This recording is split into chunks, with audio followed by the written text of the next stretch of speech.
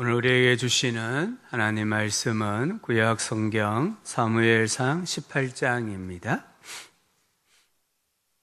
사무엘상 18장 1절입니다.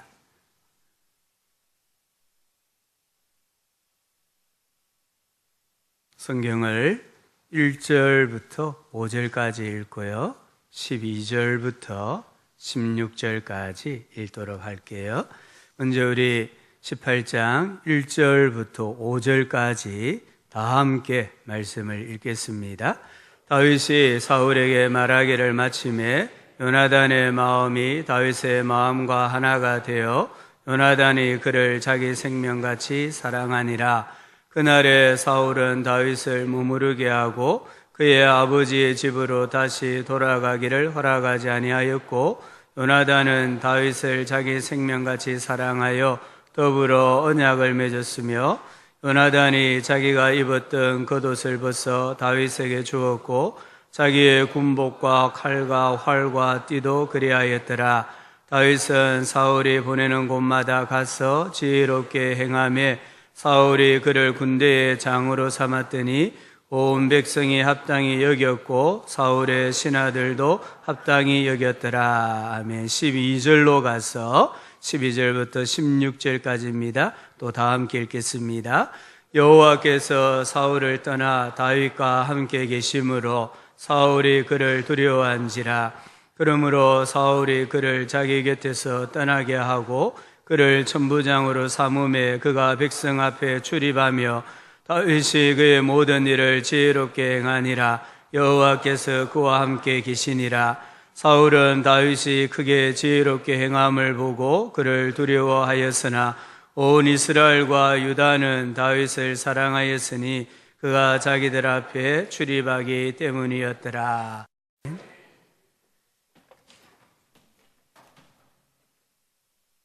흔히 이 행복과 불행 또는 성공과 실패는 종이 한 장 차이다라고 이야기합니다. 이 종이 한 장 차이다. 물론 이 차이가 적다, 작다 이런 의미도 있고요. 이 작은 것이 실제로는 모든 것을 결정을 짓는다라는 의미도 있습니다. 어떤 사람은 이 종이 한 장을 소유에 두기도 해요. 그래서 소유가 많으면 행복하고 적으면 불행하다 이렇게 생각해요. 또 어떤 사람은 출신 성분, 내가 금수저로 태어났다면 행복할 텐데 흙수저로 태어나서 불행하다 이렇게 또 여기는 분도 있어요. 어떤 분은 환경이라고 생각해요. 내가 태생적으로 좀 좋은 환경에서 태어났다면 나는 지금보다 더 행복하고 더 성공할 수 있었을 것이다 라고 생각해요. 오늘 예배하러 오신 우리 성도님들은 어떻게 생각하십니까? 물론 우리 주변에서 사람들이 말하는 이러한 것들이 한 장의 종이일 수 있어요.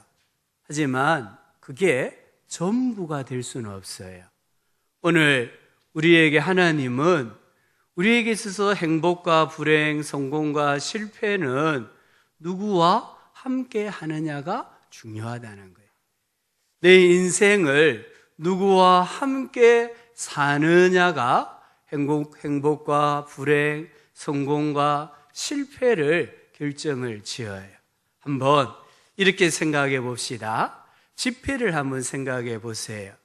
똑같은 종이로 만든 돈이잖아요. 근데 이 돈의 가치는 종이의 재질에 달려있지 않아요. 그 종이에 누구의 형상이 새겨졌느냐가 돈의 가치를 결정을 지어요. 이 5만 원에는 누구 형상이 새겨져 있습니까? 신사임당. 세종대왕은 얼마짜리에 새겨져 있습니까? 10,000원. 태계 이황은요? 어떻게 잘 아세요? 이 똑같은 종이에요. 근데 그 종이에 세종대왕이 탁 새겨져 있으면 10,000원의 가치가 있어요. 그런데 태계 이황이 새겨져 있으면 1,000원이에요. 그러면 수표는 어떨까요? 이 수표에는 사실은 형상이 없어요. 은행 이름이 있고 지점장 이름이 있고 도장만 찍혀 있어요. 이 수표는 백지 수표까지 있잖아요. 무한한 가치가 있어요. 도난당해도 추적하여 찾을 수가 있어요. 그래서 이 수표는 흔히 우리에게 있어서 영적으로 기도가 될 수도 있고 하나님이 될 수도 있고, 그래서 우리의 삶이 이 누구와 함께 하느냐가 결국은 나를 어떤 사람으로 세상에 드러내느냐를 결정을 짓습니다. 여기 사무엘상 18장은 그리스도인의 가치가 무엇인가, 행복한 삶과 성공하는 삶을 살 수 있는 비결이 무엇인가를 말씀을 해요. 신자와 불신자를 구분 짓는 작은 것 같지만 영혼을 결정하는 한 장의 종이가 무엇인가를 말씀을 해요. 그 중에 첫 번째가 예수님입니다. 요한일서 5장 12절에 하나님의 아들이 있는 자에게는 뭐가 있습니까? 생명이 있고 하나님의 아들이 없는 자에게는 뭐가 없습니까? 생명이 없느니라. 이 생명은 자연적인 생명이 아니라 요한일서 5장 11절을 보니까 영생이다. 하나님의 생명이라고 했어요. 나를 다른 사람, 특별히 안 믿는 사람과 구별할 수 있는 게 뭐냐 하면 예수님을 믿음으로 생명이 있느냐 없느냐라는 거예요. 이 생명이 있어야 살아있고 소망이 있고 성장하게 되고 뭔가를 할 수 있게 되는 거예요. 두 번째는 성령님이십니다. 로마서 8장 11절에 예수를 죽은 자 가운데서 살리신 이의 영이 너희 안에 거하시면 그리스도 예수를 죽은 자 가운데서 살리신 이가 너희 안에 거하시는 그의 영으로 말미암아, 여기 너희 안에 거하시는 예수님의 영, 하나님의 영, 성령으로 말미암아 너희 죽을 몸도 살리시리라. 성령이 있느냐 없느냐가 부활의 소망을 가질 수 있느냐 가질 수 없느냐를 결정을 짓는 거예요. 로마서 8장 14절 15절은 무릇 하나님의 영으로 인도함을 받는 사람은 곧 하나님의 아들이라. 너희는 다시 무서워하는 종의 영을 받지 아니하고 양자의 영을 받았으므로 우리가 어떻게 부르짖는다고 했습니까? 아빠, 아버지라고 부르짖느니라. 여기 부르짖다란 단어가 중요합니다. 아빠, 아버지 이렇게 부를 수 있는 게 복이에요. 우리 집안에 아버지가 계세요. 근데 이 아버지를 내가 찾을 수 없고 부를 수 없다고 한다면 관계가 서먹서먹해지잖아요. 근데 아버지가 계시는데 내가 필요할 때마다 아빠, 아버지 이렇게 부를 수 있다는 것은 관계가 원만하고 너무너무 좋은 관계라는 것을 나타내잖아요. 우리 성도님들, 하나님은 우리의 영원한 아빠, 아버지심을 믿으시기를 바랍니다. 더 나아가서 인생이 힘들고 어려울 때에, 인생에 기쁨이 있을 때에 아빠, 아버지 이렇게 부르실 수 있기를 주님의 이름으로 축원합니다. 세 번째는 임마누엘입니다. 사울이 가진 것은 눈에 보이는 거예요. 권력이고 물질입니다. 이런 것이 만약에 있으면 참 편리할 것 같아요. 그런데 없다고 해서, 물질이 없고 권력이 없다고 해서 불행해지는 건 아니에요. 다만 조금 불편할 뿐이에요. 다윗이 가진 것은 눈에 보이지 않습니다. 그것은 영적인 것입니다. 본질적인 것입니다. 관계적인 것입니다. 근데 이게 없다고 해서 내 삶이 불편해지지 않습니다. 오히려 지금 다윗이 가지고 있는 것을 내가 가지게 되면 좀 삶이 부자연스러울 수 있어요. 하나님의 간섭을 받아야 돼요. 지금까지는 내 의지대로 마음대로 살았는데 다윗이 가지고 있는 것을 내가 가지게 되면은 하나님 눈치를 봐야 돼요. 말도 함부로 못하고 행동도 함부로 못하고 돈도 함부로 쓸 수가 없어요. 되게 불편해요. 그런데 다윗이 가진 게 우리가 가지지 못하면 우리 인생이 불행해져요. 우리 인생에 소망이 없어져요. 그것이 무엇일까요? 미국의 적극적 사고 연구가로 유명한 지글러라는 분이 가정예배를 드렸습니다.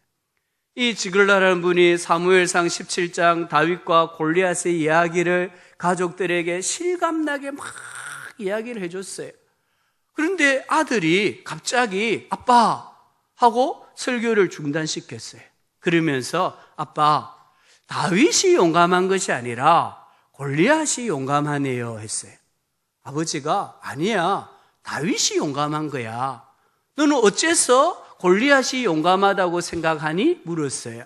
그때 아들이 이렇게 말했습니다. 아빠, 소년 다윗은 아무리 작아도 하나님이 함께 하시니까 나가서 싸우는 게 당연하지만 골리앗은 아무리 커도 하나님도 함께 하지 않는데 자기만 믿고 싸우니까 얼마나 용감해요. 이때 이 아버지가 큰 깨달음을 얻었다는 거예요. 진짜 우리가 싸워 승리하고 행복한 인생을 살려고 하면 하나님이 함께 계셔야 되는구나. 그래서 오늘 12절, 14절, 28절을 보면 공통적으로 나오는 말씀이 여호와께서 다윗과 함께 계심으로. 다윗은 이세 집안의 막내잖아요. 그리고 성경에 보니까 8번째 아들이라고 했잖아요. 막내라도요, 5명 중에 막내는 5번째예요. 4명 중에 막내면은 4번째, 7번째 중에 막내면 7번째. 근데 왜 이 다윗이 8번째 아들로 막내일까요? 말씀드렸잖아요. 7은 완전수예요. 우리식으로 쉽게 생각해 보면 사실 다윗은 태어나지 않아도 될 아들이 태어난 거예요. 이제 자식이 너무 많아서 이제 그만했는데 이 이세 부부가 아이를 가지고 만 거예요. 그래서 태어난 아들이 다윗이에요. 다윗은 그 집안의 천덕꾸러기예요. 아무도 관심을 가지지 않아요. 그래서 형들이 아니라 이 막내 다윗이 들판에 가서 사자와 곰과 싸워가면서 가게의 기업, 이 양떼를 먹이는 것을 우리에게 보여주고 있지 않습니까? 그런 다윗이 이스라엘을 블레셋의 손에서 구원해내었습니다. 이스라엘의 왕으로 기름 부음을 받았습니다. 이유가 무엇일까요? 여호와께서 다윗과 함께 계셨기 때문입니다. 이 사실이 사울과 다윗을 구분하는 종이 한 장이었어요. 그게 뭐 중요하냐 생각할 수 있지만 여호와께서 함께 하시느냐 하시지 않느냐가 사울과 다윗의 영원한 운명을, 그애들의 사역을 결정지은 것을 볼 수가 있습니다. 이게 중요합니다. 우리가 사람을 평가할 때에 보통 사람들은 외모를 보고 소유를 보고 어느 대학을 나왔는지를 봐요. 그런데 하나님은 사람을 볼 때에 그 속에 하나님의 영이 있느냐 없느냐를 보시는 거예요. 하나님의 영이 없으면 그 사람이 아무리 출세하고 성공했다 할지라도 우리가 부러워하면 안 되고 그 심령을 불쌍히 여겨야 되는 거예요. 그게 하나님 아버지의 마음이에요. 우리의 자녀들, 다음 세대들을 어떻게 대해야 합니까? 성적 순으로요? 대학 진학 순으로요? 아니라는 거예요. 이 자녀들의 심령에 하나님의 영이 있는가? 하나님의 영이 있다고 하면 이 자녀들에게 끝까지 소망을 두어야 돼요. 근데 하나님의 영이 없다면 우리는 다음 세대를 향하여 절망할 수밖에 없는 겁니다. 임마누엘, 하나님이 우리와 함께 계신다. 이것은 씨앗이에요. 씨앗은 생명입니다. 열매 맺습니다. 열매 맺으면 많은 사람을 살리는 선한 영향력을 끼치게 됩니다. 오늘 우리 교회에 나오는 우리 자녀들, 우리 다음 세대들을 위하여 기도할 때에 이 자녀들의 하나님의 말씀의 씨앗이 떨어지고 심겨지고 자라나기를 우리는 기도해야 합니다. 그게 우리 교회가 해야 할 일이고 우리 어른들이 하셔야 될 일입니다. 다윗은 하나님이 함께 계신다, 이 믿음을 가졌을 때 시편 23편 4절에 보니까 내가 사망의 음침한 골짜기를 다닐지라도 해를 두려워하지 않을 것은, 하나님이 함께 하신다고 내 인생의 고난이 면제되느냐? 아닙니다. 하나님이 나와 함께 하시지만 내 인생에 고난이 있고 역경이 있고 눈물을 흘리지 아니하면 통과할 수 없는 시련의 때가 있어요. 하지만 오늘 다윗은 해를 두려워하지 않을 것은 주께서 나와 함께 하십니다.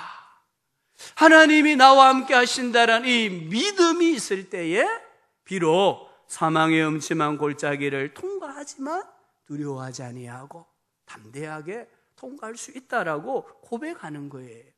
시편 27편 1절 3절에 여호와는 나의 빛이요 나의 구원이시니 내가 누구를 두려워하리요? 여호와는 내 생명의 능력이시니 내가 누구를 무서워하리요? 군대가 나를 대적하여 진칠지라도 내 마음이 두렵지 아니하며 전쟁이 일어나 나를 치려할지라도 나는 여전히 태어나리로다. 여기 군대와 전쟁은 같은 이미지잖아요. 하나님이 나와 함께 하실 때 내 인생에 전쟁이 일어나는 것과 같은, 적군이 몰려오는 것과 같은 그런 아픔이 있고 위기의 순간이 있지만 하나님이 함께 하시기 때문에 두려워하지 아니하고 오히려 그 가운데서도 평안하게 안전하게 살아가게 되는 줄 믿습니다. 이사야 41장 10절에 두려워하지 말라 내가 너와 함께함이라. 놀라지 말라 나는 내 하나님이 됨이라. 내가 너를 굳세게 하리라. 참으로 너를 도와주리라. 참으로 나의 의로운 오른손으로 너를 붙들리라. 아멘. 내가 너와 함께 한다라는 이 하나님 말씀을 꼭 붙드시기를 바랍니다. 나는 약해도 하나님은 강하십니다. 나는 미련해도 하나님은 지혜로우십니다. 나는 한치 앞을 내다보지 못하지만 하나님은 영원을 바라보시는 분이십니다. 나는 변하지만 하나님은 어제나 오늘이나 영원토록 동일하신 분이십니다. 그 하나님께서 우리에게 말씀합니다. 나는 너의 아버지이다. 그 하나님이 내가 어미의 배에서 태어남으로부터 백발이 되기까지, 노년에 이르기까지 함께 하신다라고 말씀하고 계십니다. 세상 끝날까지 함께 하겠다고 약속하셨습니다. 이 하나님 꼭 붙드시는 교회와 우리 예배자들 되시기를 주의 이름으로 축원합니다. 오늘 이 18장 말씀해 보니까 하나님이 함께 하시는 사람이 받는 복이 무엇인가를 말씀하고 계세요. 첫 번째는 사람의 복을 받습니다. 오늘 18장 1절부터 4절을 보면 요나단과 다윗의 첫 만남이 나와요. 한눈에 반했다 이런 말 있잖아요. 여기 두고 하는 말이에요. 요나단과 다윗이 딱 쳐다봤을 때 서로가 한눈에 반해버린 거예요. 그래서 1절에 보면 다윗이 사울에게 말하기를 마치며 요나단의 마음이 다윗의 마음과 하나가 되어 요나단이 그를 자기 생명같이 사랑하니라. 그런데 다윗과 요나단은 물과 기름입니다. 이 두 사람은 절대 우정을 나눌 수가 없어요. 왜냐하면 이 이스라엘의 차기 왕이 누굽니까? 요나단입니다. 요나단은 왕세자입니다. 그래서 요나단에게 있어서 최대의 경쟁자는 다윗이에요. 다윗이 지금 제일 두려워하고 무서워해야 할 사람은 요나단이에요. 두 사람이 서로를 견제하고 서로를 이렇게 제거해야 되는데 오늘 말씀에 보면은 마음을 같이 했다. 자기 생명같이 사랑했다. 이게 가능합니까? 오늘 18장 7절을 보십시오. 사울이 죽인 자는 천천히요 다윗이 죽인 자는 만만히로다. 사울과 다윗은 능력 면에서 잽이 안 되는 거예요. 그런데 이 다윗을 요나단이 사랑하는 거예요. 자기 생명같이 사랑하고 아끼는 거예요. 왜 그렇습니까? 다윗의 말을 들어보니까, 다윗의 행동을 보니까 여호와 신앙 중심이라는 걸 깨달은 거예요. 이 다윗이 자기보다 어리지만 말이 하나님 신앙 중심이고 행동이 여호와 신앙 중심이라는 것을 알았을 때에는 요나단은 자기의 모든 것을 주어도 아깝지 않은 그런 우정이 사기나고 서로 생명같이 아끼는 그런 관계로 변화되는 거예요. 4절에 보면 3절에서 언약을 맺어요. 그리고 4절에 요나단이 자기가 입었던 겉옷을 벗어 다윗에게 주었고 자기의 군복과 칼과 활과 띠도 그리하였더라. 모든 걸 줍니다. 여기 겉옷은 그가 왕세자다, 차기 이스라엘의 왕이다라는 것을 공적으로 대외적으로 알리는 표시예요. 그리고 여기 군복과 칼과 활과 띠는 전쟁에서 자기 생명을 보호해주는 보호막이에요. 이 모든 것을 다윗에게 주었다라고 말씀하고 있습니다. 하나님이 이 요나단을 통해서 이후에 일어나는 역사를 보면 다윗을 철저하게 보호하십니다. 최대의 경쟁자가 다윗의 최고의 보호자가 되고 지지자가 되게 해주신 것을 보아요. 16절에 보면 온 이스라엘과 유다 사람들이 다윗을 사랑합니다. 20절을 보면은 사울의 딸 미갈이 다윗을 사랑합니다. 다윗이 사울이 보낸 군사들에 의해서 죽임을 당할 위기에 처해집니다. 심상체로라도 가지고 와서 죽이고자 사울이 계획을 세웁니다. 그때에 이 다윗을 누가 살려서 도망가게 하느냐 하면 사울의 딸 미갈입니다. 우리 하나님께서는 이렇게 역사를 하시는 거예요. 대적자를 친구로 만들어주시고 대적자를 후원자로 만들어주셔서 다윗을 도와주시는 하나님의 축복의 통로로 붙여주신 거예요. 왜 그럴까요? 잠언 16장 7절을 보면 사람의 행위가 여호와를 기쁘시게 하면 그 사람의 원수라도 그와 더불어 화목하게 하시느니라. 다윗이 하나님을 기쁘시게 하는 삶을 살았기 때문에 우리에게 원수가 있습니까? 그 원수의 비위를 맞추려고 애쓰지 마십시오. 원수가 있습니까? 그 원수를 내 편으로 만들려고 이상한 방법이나 수단을 쓰지 말라라는 거예요. 우리가 내 삶이, 내 행동이 여호와를 기쁘시게 하는 일에 우선순위를 두고 살아야 합니다. 그럴 때 하나님이 함께 해주시고 하나님께서 원수도 화목하게 해주시고 경쟁자도 대적자들도 친구로 만들어 주시는 거예요. 오늘 하나님께서 다윗과 함께 하신 것처럼 하나님께서 나와 함께 하심으로 자기 생명같이 나를 사랑하는 믿음의 동력자를 붙여주시기를 주님의 이름으로 축원합니다.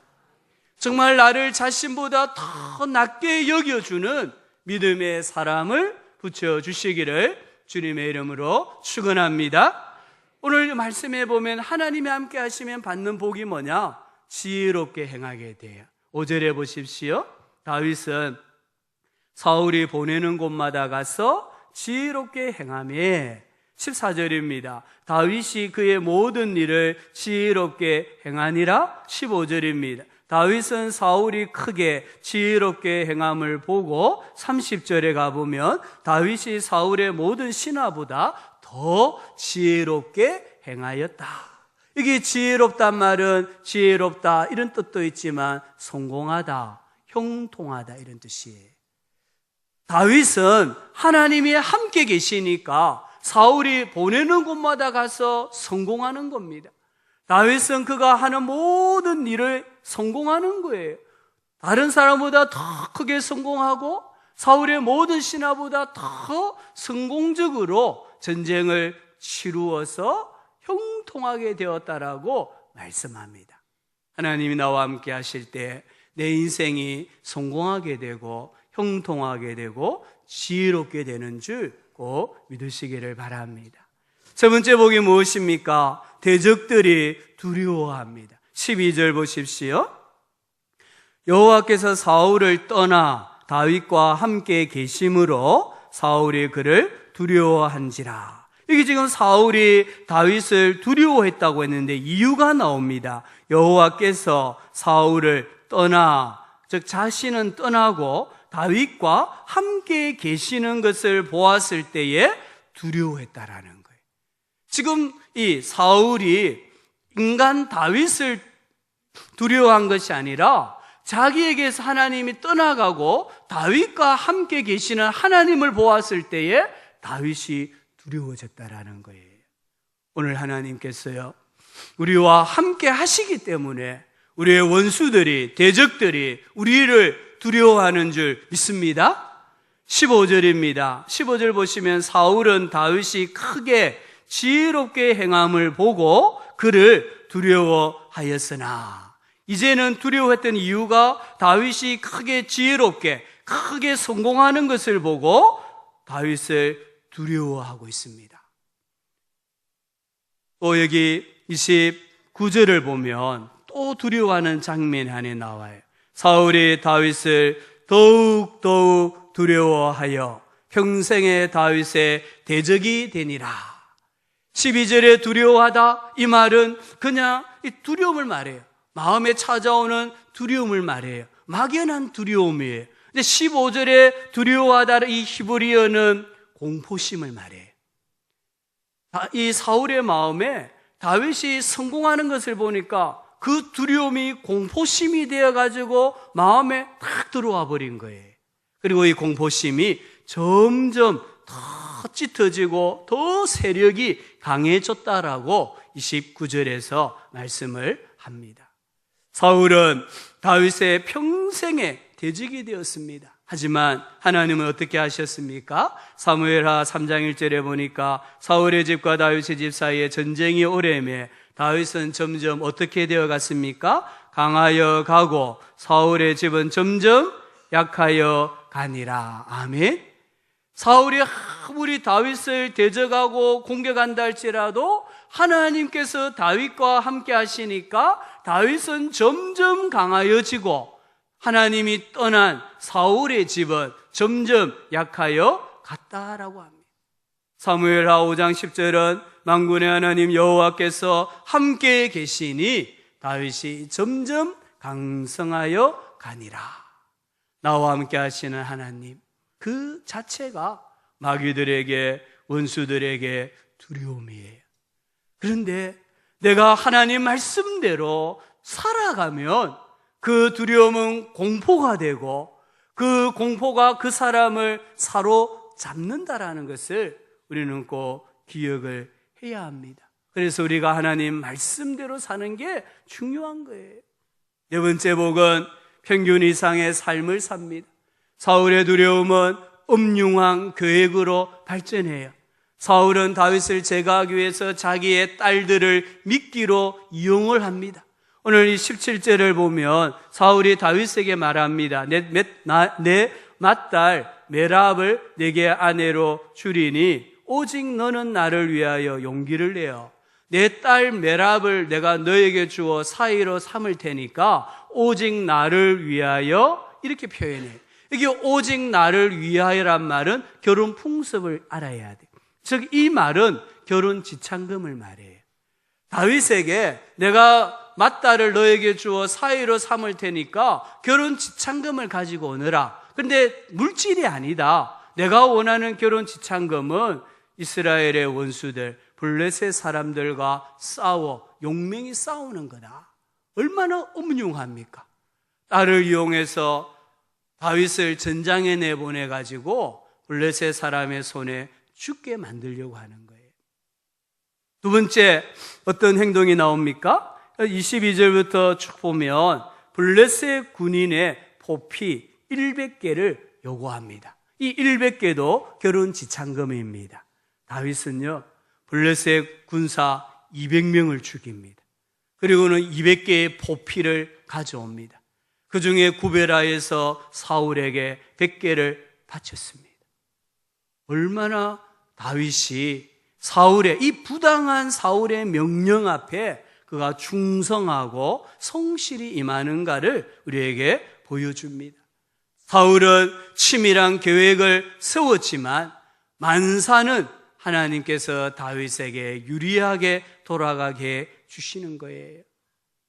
우리가 창세기에 보면 요셉이 나오지 않습니까? 39장이죠. 39장 1절은 요셉의 환경이에요. 애굽 사람 보디발의 종이에요. 근데 2절과 3절에 보면 여호와께서 요셉과 함께 하심으로, 이 지금 함께 하신 게 어디예요? 자기 집 아닙니다. 여기 이 함께 하신 곳은 애굽입니다. 그리고 보디발 집입니다. 그리고 그 집의 종입니다. 그가 형통한 자가 되어 그의 주인이 여호와께서 그와 함께 하심을 보며 또 여호와께서 그의 범사에 형통하게 하셨더라. 형통하게 하심을 보았더라. 그리고 39장 20절에도 보면 또 다른 환경이 하나 나와요. 왕의 제수를 가두는 옥입니다. 39장 21절 이하에 보면 여호와께서 요셉과 함께 하시고, 이번에는 어느 곳입니까? 옥이에요. 옥. 이 보디발 집 아닙니다. 종로로 달 때 아닙니다. 여기서는 지금 감옥이고 여기서는 억울한 누명을 썼지만 죄수입니다. 근데 그곳에 하나님이 함께 하시고 인자를 더하사 간수장에게 은혜를 받게 하심에 이는 여호와께서 요셉과 함께 하심이라. 여호와께서 그를 범사에 형통하게 하셨더라. 환경이 중요한 게 아니에요. 누가 나와 함께 하느냐입니다. 하나님이 함께 하시면 그 어떤 환경도 천국이 되는 줄 믿으시기 바랍니다.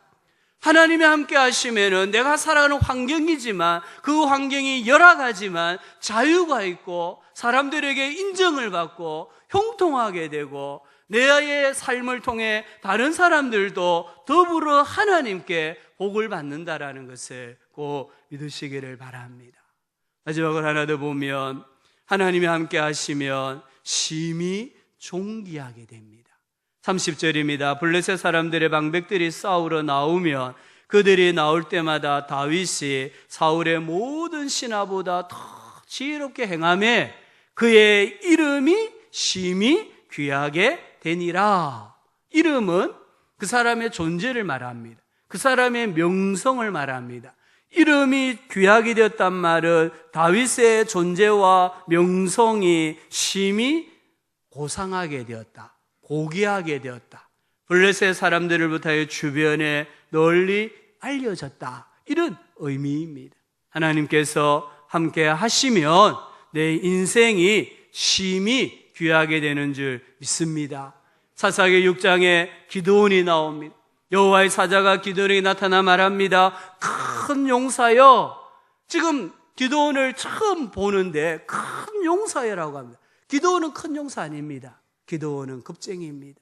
기드온이 밀타작을 어디서 하고 있습니까? 성경을 읽어보면 포도주 털에서 하고 있어요. 이 미디안 군대가 겁이 나가지고 밀타작을 포도송이를 넣고 짜서 포도주를 만드는 그 틀에 넣고 밀타작이 되겠습니까? 껍질이 벗겨지겠습니까? 그만큼 소심하고 두려웠던 사람이 이 기드온이에요. 그런데 하나님의 사자가 처음 만나자마자 하시는 말씀이 큰 용사여 여호와께서 너와 함께 계시도다.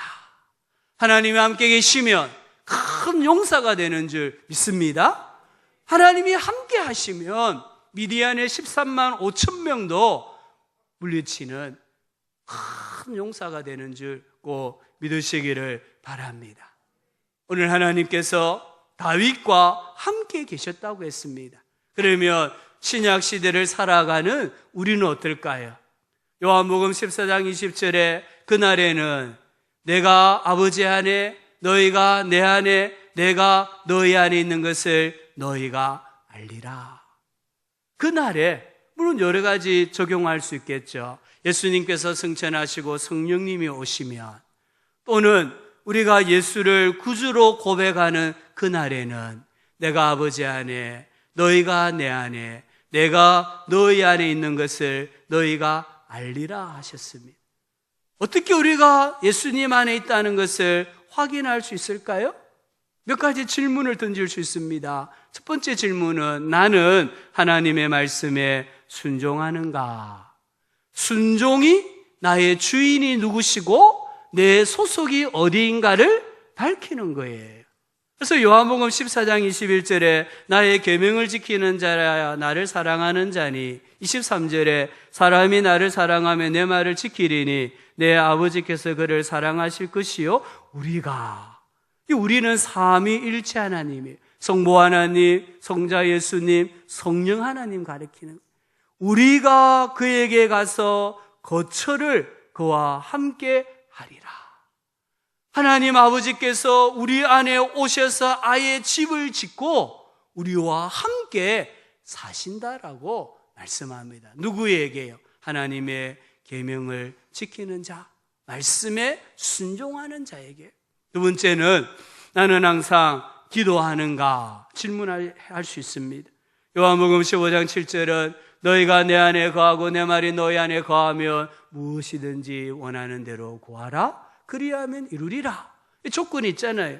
너희가 내 안에 거하고 내 말이 너희 안에 거하면 무엇이든지 기도해라, 그러면 이루어 주신다고 했습니다. 세 번째 질문은, 나는 구령의 열정, 전도의 열정을 가지고 있는가입니다. 마태복음 28장 20절에 내가 너에게 분부한 모든 것을 가르쳐 지키게 하라. 볼지어다 내가 세상 끝날까지 너희와 항상 함께 있으리라 하시니라. 전도자에게 주님이 영원히 세상 끝날까지 항상 함께 계시겠다라고 약속해 주신 거예요. 한 가지 더 질문이 있습니다. 나의 신앙이 하나님 중심인가를 질문해야 돼. 너희는 이 세대를 본받지 말라고 했습니다. 오직 마음을 새롭게 함으로 변화를 받아 하나님의 선하시고 기뻐하시고 온전하신 뜻이 무엇인지를 분별하라. 이 분별하란 말은 시험해보고 확증해란 말이에요. 우리가 세상을 살아가면서 내 신앙이 하나님 중심인가를 시험을 해보고 확정지어야 돼. 그럴 때 내가 예수님 안에, 예수님이 내 안에 거하신다라는 것을 알 수가 있습니다. 신자와 불신자의 차이, 행복과 불행의 차이, 성공과 실패의 차이, 어디에 있을까요? 임마누엘입니다. 하나님이 나와 함께 하시느냐, 하시지 않느냐에. 스바냐 3장 17절을 함께 읽고 말씀을 정리하겠습니다. 우리 스바냐 3장 17절 믿음으로 함께 읽겠습니다. 너의 하나님 여호와가 너의 가운데에 계시니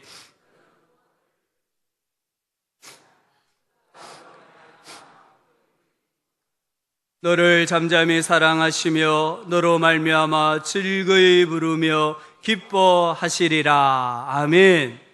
너의 하나님 여호와가 너의 가운데 계시니 나와 함께 하시는 하나님이세요.